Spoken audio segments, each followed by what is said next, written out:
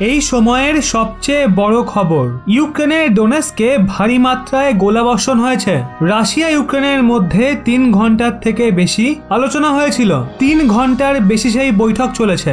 আলোচনায় ইউক্রেনের সত্ত্ব রাশিয়া নিজের সেনাবাহিনী প্রত্যাহার করুক, ক্রিমিয়া এবং দনবাসে যে রাশিয়ান সেনা রয়েছে তাদের সরানো হোক, এটাই ইউক্রেনের সত্ত্ব যা এই বৈঠকে রাখা হয়েছে। 3 ঘন্টাব্যাপী বৈঠকে কি হয়েছে সেই তথ্য ধীরে ধীরে বেরিয়ে আসছে। বেলারুসের গোমেলে এই যে বৈঠক হচ্ছিল সেটা শেষ হয়ে গেছে। সেখানে ইউক্রেনের প্রতিনিধি ছিল, রাশিয়ার প্রতিনিধি ছিল, 2 দেশের সুরক্ষা মন্ত্রী ছিল, যারা নিজেদের মধ্যে আলোচনা করেছেন এই যুদ্ধকে নিয়ে। কিন্তু এই যুদ্ধ এখনই বিরাম নিচ্ছে কিনা সেটাই প্রশ্ন। এরই মধ্যে আরো একটা বড় খবর, ইউক্রেনের ডোনেস্কে ভারী গোলাবর্ষণ হয়েছে। ওখানে অনেক রকেট লঞ্চার দিয়ে ফায়ার করা হয়েছে। আর সেই ছবি আপনারা দেখুন, রকেট লঞ্চার দিয়ে একের পর এক রকেট নিক্ষেপ করা হচ্ছে। এটা ডোনেস্কের ছবি। এই ছবি দেখে আপনারা আন্দাজ করতেই পাচ্ছেন ইউক্রেনে এখনো কেমন সিচুয়েশন হয়ে রয়েছে। এটা ইউক্রেনের ডোনেস্কের চিত্র। ওখানকার বিপুল সংখ্যক জনসংখ্যা রাশিয়ার সমর্থন করে। আপনারা গুনতে থেকে যাবেন এত রকেট নিক্ষেপ করা হয়েছে।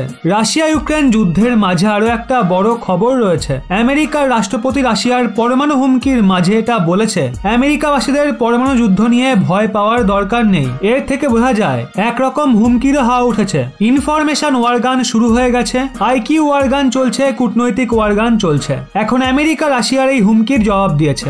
আমেরিকা যে ইউক্রেনের সঙ্গে রয়েছে সেটা বুঝিয়ে দিয়েছে।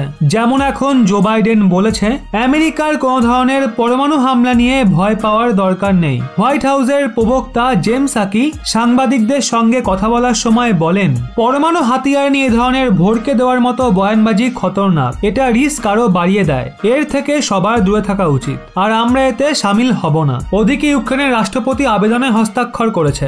ইউরোপীয় ইউনিয়নে সামিল হবে ইউক্রেন। তবে কি ইউরোপীয় ইউনিয়নে সামিল হতে যাচ্ছে ইউক্রেন? উনি এতে হস্তাক্ষর করে দিয়েছেন। তো শান্তির বার্তা দেওয়া, শান্তির আশা করা মানুষদের জন্য এটা ভালো সংকেত তো মোটেও মনে হচ্ছে না। রাশিয়া ইউক্রেনের ডেলিগেশনও ফিরে এসছে। এর বিরোধিতাই রাশিয়া করছে, যার জন্য রাশিয়ান সেনাবাহিনী ঢুকে পড়েছে ইউক্রেনে। মানুষ পলায়ন করতে বাধ্য হচ্ছে। এর ফলে রাশিয়া আরো খতরনাক হয়ে উঠতে পারে।